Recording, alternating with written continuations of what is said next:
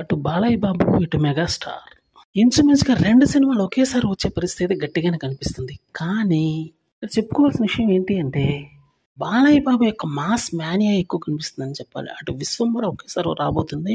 ఇటు 'అఖండ 2' కూడా ఒకేసారి రాబోతుంది. ఈ 2 మూవీస్‌లో ఏది నిలబడి హిట్ కొడుతుంది అంటే మాత్రం 'అఖండ 2' వైపే వేళ్ళు ఎక్కువ చూపిస్తాయని చెప్పడంలో ఎటువంటి సందేహం అక్కర్లేదు.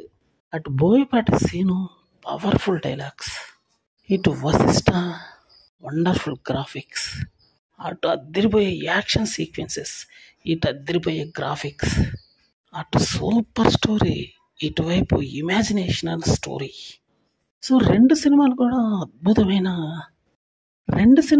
అద్భుతమైన స్ట్రాటజీతో బిల్డ్ అవుతున్నాయనే చెప్పాలి. మరి ఏ సినిమాకి ఓటింగ్ ఎక్కువ ఉండబోతుంది, ఏ సినిమాకి దుమ్ము దులిపే స్ట్రాటజీ ఉంది, థియేటర్స్ ఎక్కువ ఎవరికి వస్తాయి, ఎవరికి తక్కువ వస్తాయి, ఈ అంచనాలన్నీ లెక్కేసుకుంటే ఒక్క విధంగా చెప్పినా కూడా బాలయ్య బాబు మూవీకి ఎక్కువగా సంకేతాలు కనిపిస్తున్నాయని చెప్పాలి.